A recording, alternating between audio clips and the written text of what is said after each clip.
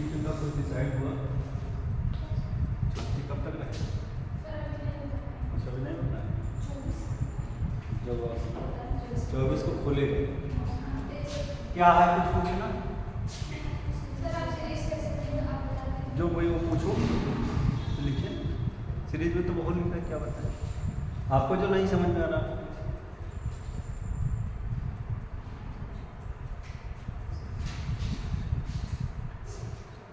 Series का जो word आपको नहीं क्लियर है उसके बारे में बताइए, बताएं।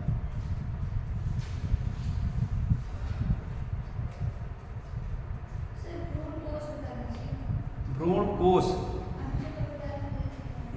जो भ्रूण कोश माने जिसमें भ्रूण रहता है ना?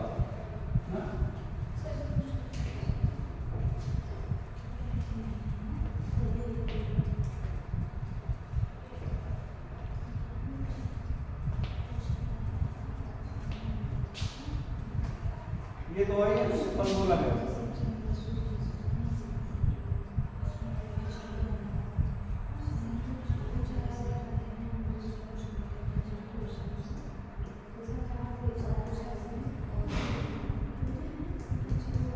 यही भ्रूण है ना? ये भ्रूण बनेगा आपका एम्ब्रियो, यही है। इसके अंदर जो स्ट्रक्चर से ये इसकी सिक्योरिटी वाला सिस्टम जो है वो भ्रूण कोश है।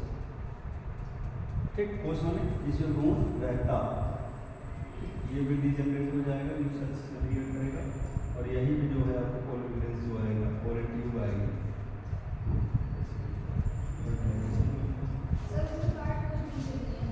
उसके पार्ट लिखवा यानी ध्रुवी केंद्र का आपको पता है, ये ध्रुवी केंद्र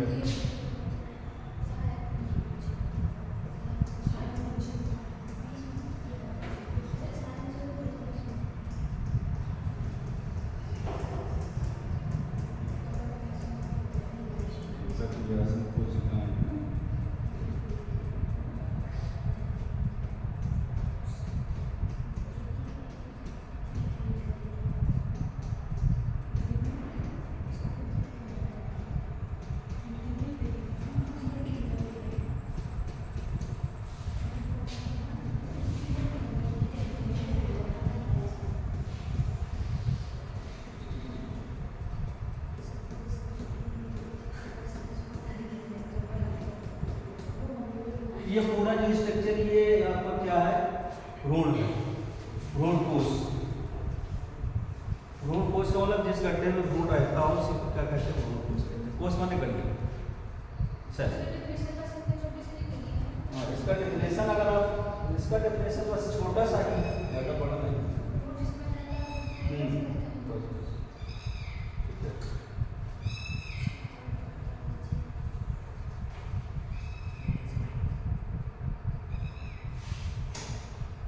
अभी ये भ्रूण कोश में कितने न्यूक्लियस हैं? 8। कितने हैं? 3 2 5 3 8 सेल्स हैं। ये 8 हाँ 8 न्यूक्लियस होते हैं। अगर लिखना हो तो भ्रूण कोश लिखते क्या तो लगेगा?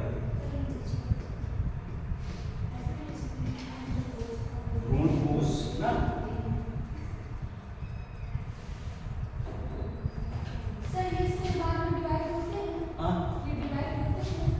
ये डीजनरेट होंगे, डिवाइड कैसे होंगे? डीजनरेट माने नष्ट होंगे। ये इसकी सहायक को इसका भ्रूण को न्यूट्रिशन देकर खत्म हो जाएगा, ये फली बना लेगी वो खत्म हो जाएगा, ये सब उसे मर्ज हो जाएंगे आपके बीज और फल बन के। ह्यूमन बॉडी में एम्ब्रियो तो इसका भी डिवाइड होगा ना। एम्ब्रियो जो ये आपका ये जो एम्ब्रियो है ये वाला, इसका डिवीजन शुरू हो जाएगा, ये सहायक कोशिकाएं सब नष्ट हो जाएंगे, ये हेल्पिंग वाली सेल्स। भ्रूण तो इसका भी भाई मटर का भ्रूण हमने लिए, मटर का दाना बन गया, माने मटर का दाना माने मटर का पौधा ना, वो पौधा है। अब उससे उसी पौधे में मेल और फीमेल दोनों फ्लावर्स जनरेट होंगे, निकलेंगे, जब उसको शो करेंगे बोएंगे। जैसे कि अभी हमारा मनुष्य का भ्रूण है, इसके साथ ये मान लीजिए एक है और इसके साथ स्पर्म आके जोड़ा, जहाँ पे लाखों स्पर्म आते हैं, करोड़ों, लाखों नहीं लाखों, करोड़ों स्पर्म आते हैं। तो करोड़ों आएंगे कि करोड़ों जुड़ेंगे नहीं, सिर्फ इस एक से एक ही स्पर्म जुड़ेगा। जैसे ही स्पर्म जुड़ा, इस एक के ऊपर एक छिल्ली का हो जाता है। जो स्ट्रांग है तो पहले पहुंच जाए। सर जैसे दो साथ हो जाते हैं तब दोनों तो दो तो पॉसिबल ही नहीं, एक तो पहले जुड़ेगा ही, दो कैसे साथ जुड़ेंगे? जैसे एक किसी ने इस एक को टच कर दिया, जैसे ही टच करता है इलेक्ट्रिक के तरीके उसके ऊपर कवर आ जाता है फट से, दूसरा तो जुड़ने का पॉसिबिलिटी ही नहीं है उसके साथ। समझ ना? जैसे ही कोई एम्ब्रियो इस एक से मतलब सेकंड या माइक्रो सेकंड का भी करता है, अगर इसके साथ कोई इसको वहां पे जुड़ता है, जैसे ही जुड़ता है इसके ऊपर एक कवर क्रिएट हो जाती है एक से, और फिर दूसरे का आने के लिए रोक देगा। नहीं सर, जैसे दोनों एक साथ पहुंचते हैं, दोनों एक साथ पहुंचेंगे, लेकिन फ्यूज होने में एक तो पहले ही जाएगा कोई। अगर एक जैसे ही एक पहले जुड़ा दूसरे के ऊपर उसके एक ऊपर कवरिंग आ गई, मतलब उसमें टाइम नहीं लगता कि 5 मिनट बाद कवरिंग आ रही है, उसको रोकना है, क्योंकि जो स्पर्म डाला जाएगा भाई, स्पर्म तो साथ में कई जाएंगे ना, एक दो नहीं जाते, करोड़ों के नंबर्स में जाएंगे, तो करोड़ों के नंबर्स में एक ही इसकी जरूरत है, दूसरे की जरूरत नहीं। जाएगा तो बहुत स्पर्म, लेकिन जरूरत कितने की है? सिर्फ एक स्पर्म की। और जैसे एक स्पर्म एक से जुड़ेगा उसके ऊपर झिल्ली आ गई, और जैसे झिल्ली आई और स्पर्म बेकार, कोई मतलब नहीं। अब जो एक्टिव है, जो ज़्यादा ताकतवर है, वो पहले पहुंच गया, और जरूरी है कि सब एक साथ पहुंचेंगे भी धीरे धीरे। जैसे कभी हमारे ह्यूमन बॉडी का जो फैलोपियन ट्यूब्स होता है वो इस कंडीशन का है, जैसे ये देखा यहाँ से इसको क्रॉस करेंगे, एक से यहाँ पर रखा हुआ है, सॉरी यहाँ पर है, तो वहाँ से आने में इसको टाइम लगेगा, धीरे धीरे इस तरीके से आएगा तब ये यहाँ पर स्पर्म की गति होगी, धीरे धीरे मूव करता है। एक बार भी माइक्रो इंजेक्शन अगर लगाएं, डायरेक्ट आर्टिफिशियल इंसेमिनाइजेशन कराएं, तो वो जैसे गाय भैंस का इंसेमिनाइजेशन कराया जाता है, सेमेन डलवाते हैं ना गाँव में, तो वो तो फास्ट गति से आता है, लेकिन फिर भी वहाँ पे डॉक्टर मना करता है कि अभी गाय भैंस बैठने न पाए, सीमेंट डलाने के 3-4 घंटा रोक के जाता है ना। क्यों जाता है? जब बैठ जाएगा तो सीमेंट जो है इधर अंदर आने की जगह में क्या हो जाएगा, बाहर ही निकल जाएगा, तो आपका पैसा 200 रुपये लेकर डॉक्टर को दिखा चलेगा। जब वो टहलती रहेगी गाय आपकी या भैंस जो है, वो धीरे धीरे क्या करता है, मूव करेगा, और वो फैलोपियन ट्यूब जो हमारा एग है उसके पास जाके फ्यूज होगा, जुड़ेगा, तो फिर फर्टिलाइजेशन। वही बात ह्यूमन बॉडी में, ह्यूमन बॉडी का भी स्पर्म जो है, ऐसा नहीं कि अभी स्पर्म फोल्डिंग कंडीशन क्या है, यहाँ तक प्रवेश कराएंगे, यहाँ से धीरे धीरे वो मूव करेगा, लगभग 5, 6, 7, 8, 9, 10, 18 घंटे तक जिंदा रहेगा। उसके बाद स्पर्म भी क्या होगा, अगर कोई फर्टिलाइजेशन हो गया तो ठीक है, नहीं हो गया तो खत्म हो गया। कुछ टाइम पे अगर ये स्पर्म जुड़ा तभी फर्टिलाइजेशन, अगर एक बना है, जब एक बना है तब स्पर्म जाएगा तभी फर्टिलाइजेशन होगा, वैसे तो स्पर्म डालते रहिए कोई फर्क नहीं। जब एक बनने का टाइम क्या है,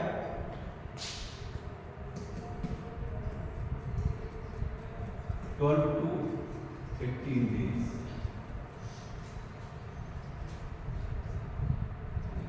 इसी समय एक भी डेवलप रहेगा, उसके बाद एक भी क्या हो जाएगा, डिजनरेट हो जाएगा। फर्टिलाइजेशन हुआ तो ठीक है, नहीं हुआ तो वो भी नष्ट होगा, नेचर। अब किसी का पता चला कि किसी वुमेन का या किसी मेल का जो है प्रॉब्लम है, स्पर्म तैयार नहीं कर पा रहा है बढ़िया से, या एक ही किसी वुमेन के अंदर जो आपकी ये यूट्रस है, ओवरी जो है आपकी, ओवरी के अंदर एक बन ही नहीं रहा है, उसको क्या करेंगे, अपने सगे संबंधियों से भाई एक तो स्पर्म ओवा उधार दे दीजिए, जाएंगे रिश्तेदार से जो है अपना भाई कहेंगे ओवा दे दीजिए, हमारा भी बच्चा हो जाएगा। समझ नहीं, उनका फिर क्या करेंगे, artificial test tube. Test tube तो सुना ही है, टेस्ट ट्यूब भी जानते हैं, उनका एक यहाँ पर रहेगा, निकाल वैज्ञानिक साइंटिस्टों द्वारा वो निकाला जाए, जो यहाँ पर है उसको धीरे धीरे मेडिकल के द्वारा, मेडिकल साइंस में वो टेक्निक आ गई है, उस एग को क्या करेंगे, निकालेंगे, ठीक, माइक्रो इंजेक्शन, फिर उसको ले आकर टेस्ट ट्यूब में डालना, इसमें डालेंगे टेस्ट ट्यूब, और जिसका बच्चा है उसका स्पर्म जो है उसका भी स्पर्म निकाल करके टेस्ट ट्यूब में रख लेंगे, फिर उसको माइक्रो इंजेक्शन द्वारा उसमें प्रवेश करेंगे, ये आर्टिफिशियल से जुड़ेगा।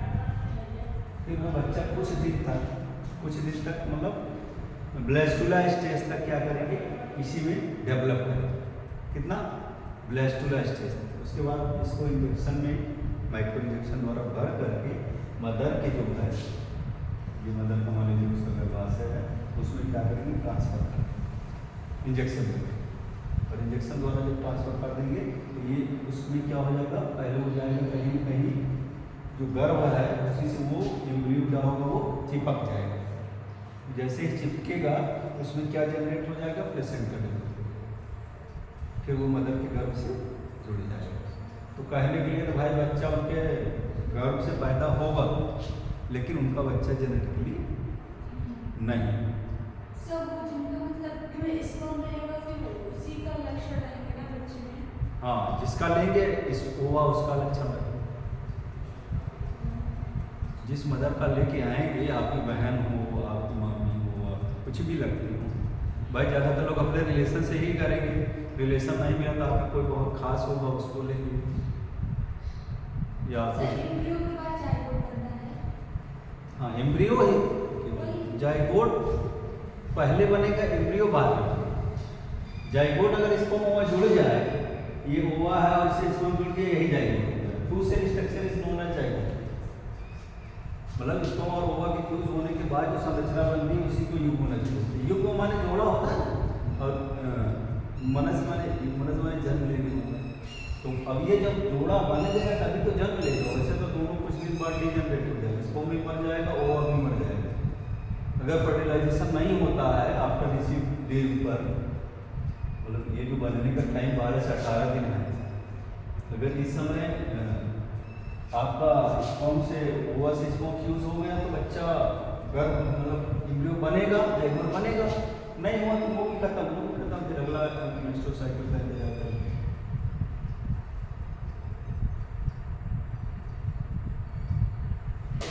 प्लांट के केस में भी वही हाल है, पौधों में भी वही हाल है कि पता चला कि स्पर्म तो बन के तो मतलब पोलन ग्रेन्स तो तैयार है, बना ही नहीं है, तो क्या फर्टिलाइजेशन नहीं होगा।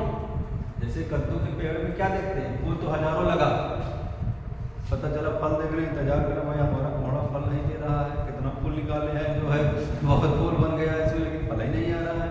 तो फल कैसे आएगा, उसके पास ओवरी ही नहीं है, मेल फ्लावर्स है। अगर सभी मेल फ्लावर है आपके पास, जिस प्लांट का आपने लिया उसके पास ओवरी नहीं है, तो बहुत ज़्यादा पोलन ग्रेन्स चाहे जितना भी माना रहे कोई फायदा नहीं, उल्टी जनरेट हो जाएगी। या फिर कीड़े मकोड़े आएंगे, उसको ले जाकर दूसरे वाले फ्लावर्स दूसरे पेड़ पे ट्रांसफर कर देंगे, वैसे को बोलते हैं क्रॉस पॉलिनेशन। और ह्यूमन के केस में यानी एनिमल्स माने मैमेलिया के केस में जो भी मैमल्स होते हैं उसमें तो भाई इसको ट्रांसफर करना अनिवार्य ही है,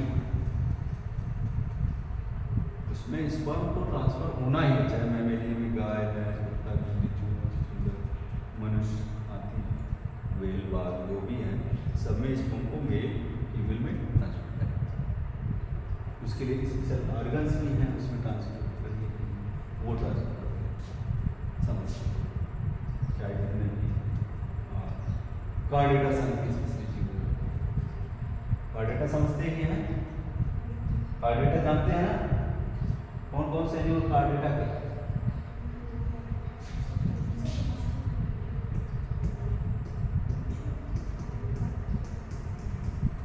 What is cardiac? Disease.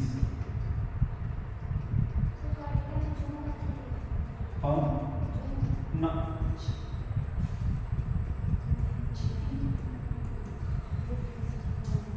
छिपकली है, नहीं कछुआ,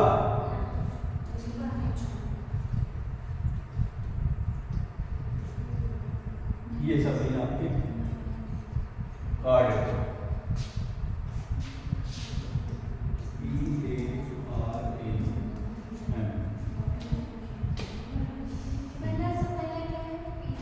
डिसीज माने मत्स्य वर्ग,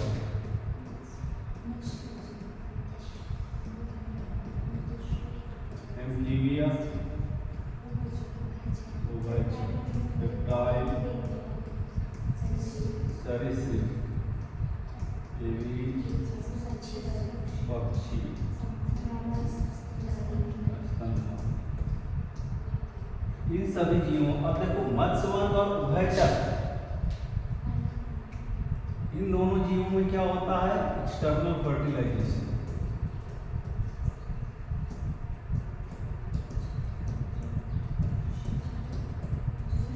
और इनमें तीनों में इंटरनल फर्टिलाइजेशन।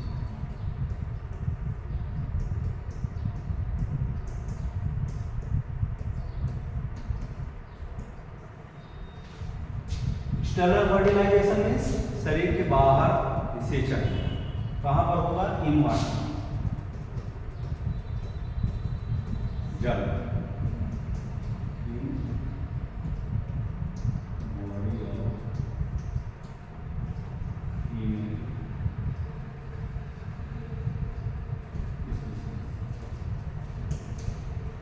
ठीक।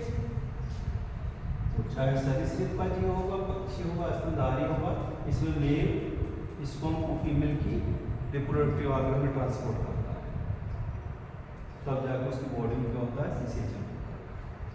मेढक या मछलियां अपने अंडे कहाँ देती हैं? जल में, और उसका मेल भी जो होता है अपने स्पर्म जल में से निकाल देता है।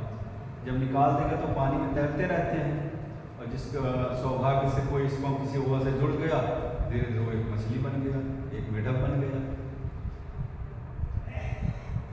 उसके अंडे फर्टिलाइजेशन निषेचन उसमें बाहर है, तो वो बाहर जल में जुड़ करके क्या बन जाएंगे? एक नन्हे मछली और मेढक बन जाएंगे। तालाब या गड्ढों के बरसात में जाएंगे, देखेंगे मछलियों जैसा मेढक भी तैरता रहता है, लगता है कि मछली है, बट मछली नहीं, वो मेढक का बच्चा है, टैडपोल लार्वा जिसको बोलते हैं।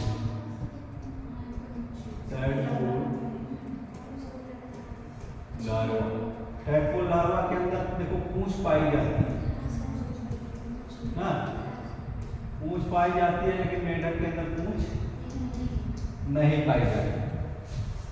वैसे हमारे भी जो बच्चे हैं जब अपनी मदर के गर्भ में होते हैं तो उनमें भी पूंछ के निशान रहते हैं, मतलब पूंछ टाइप का भी बना रहता है, लेकिन धीरे धीरे वो पूंछ क्या होती है? गायब हो जाती है। जैसे आज के स्तनधारियों में, बंदरों में पूंछ पाई जाती है, लंगूर में बड़ी पूंछ पाई जाती है ना, लेकिन क्या आपको पूंछ उसमें भालू में दिखता है? नहीं दिखता। भालू में पूंछ है? हाँ, भालू देखो जान, ओरंगुटान में नहीं है, चिंपैंजी में नहीं है ना, इन सभी में क्या है? पूंछ नहीं पाई जाती है।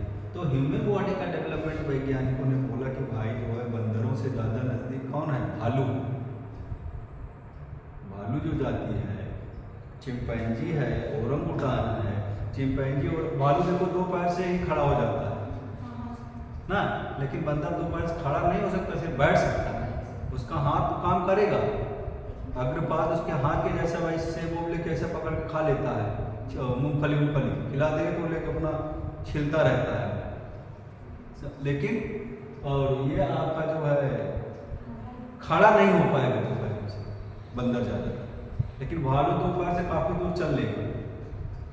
भालू पीछे ज़्यादा चलता है, आगे कम चलता है, पीछे जाना हो तो बढ़िया बढ़िया चल लेता है, पीछे देखे जैसे उसको पीछे चलना हो तो बहुत अच्छा चल लेता है दो पैर से, आगे कम चलता है, पीछे ज़्यादा चलता है।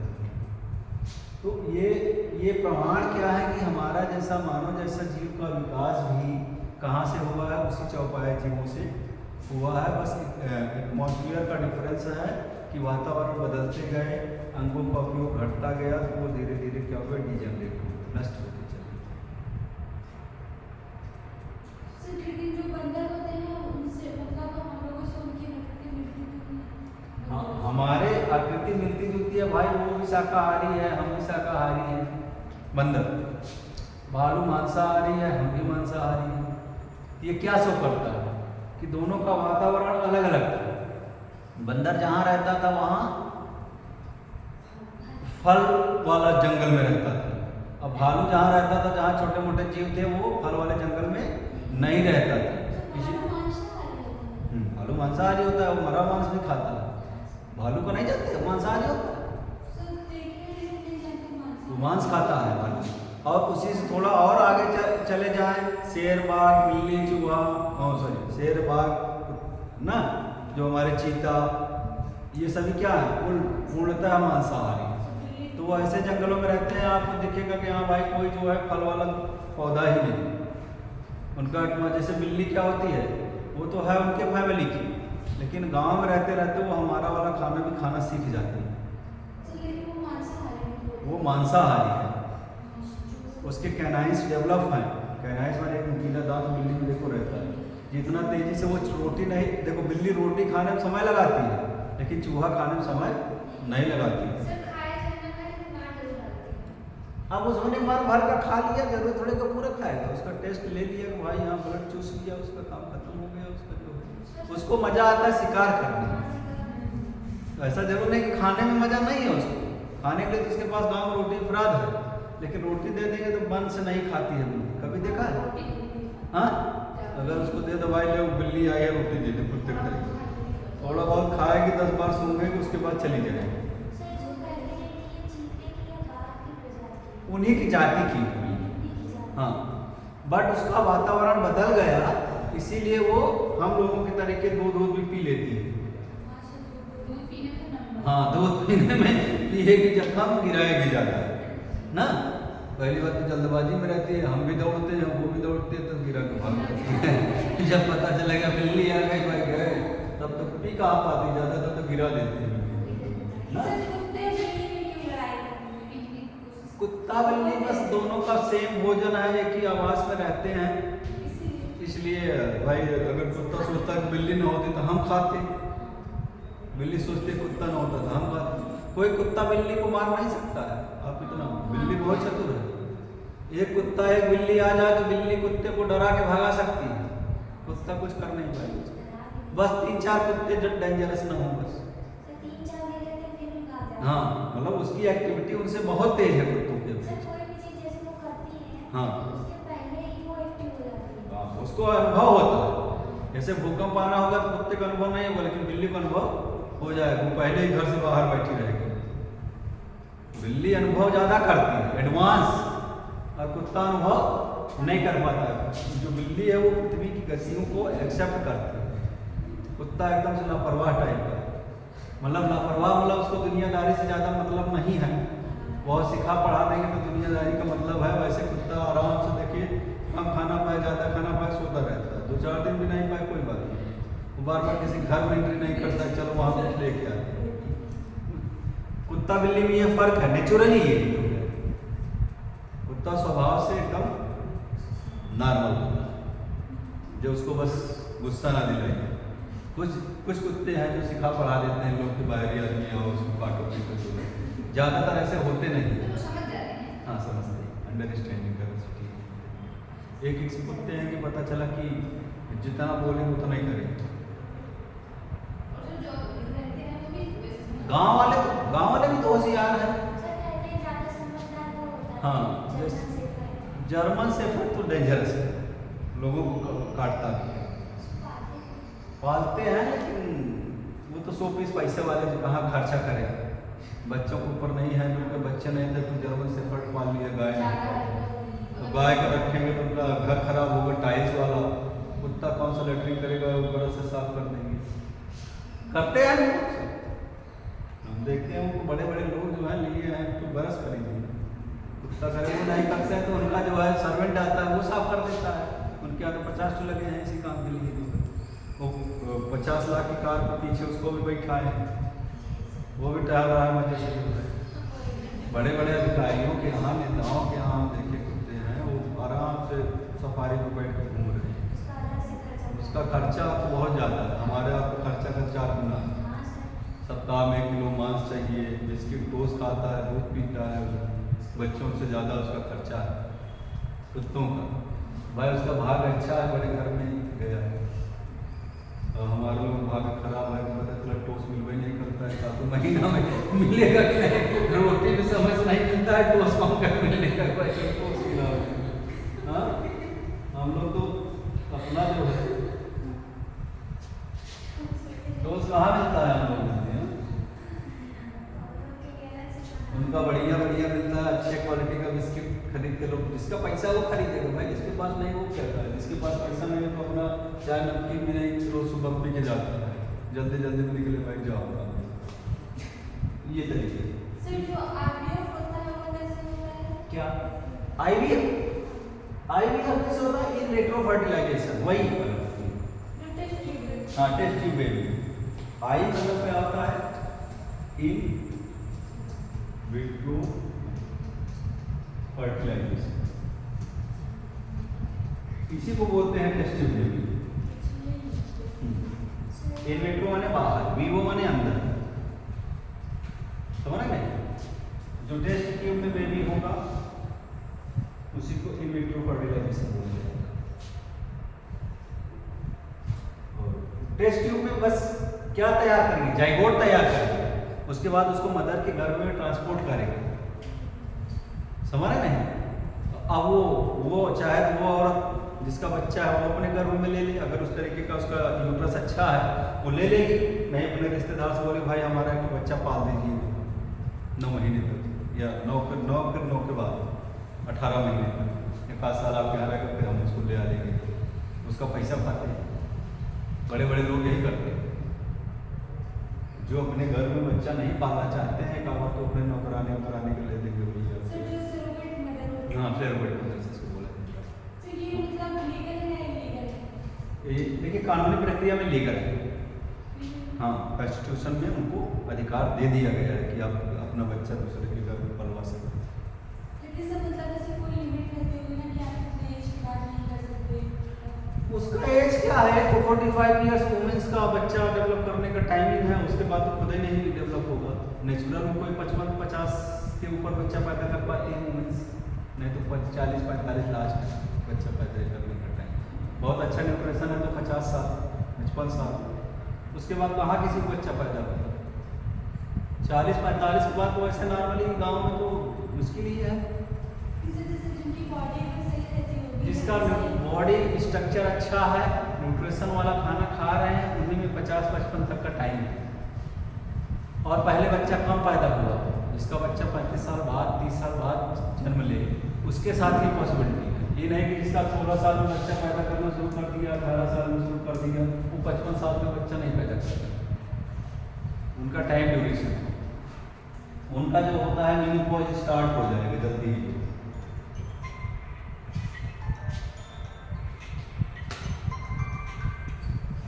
हेलो, अच्छा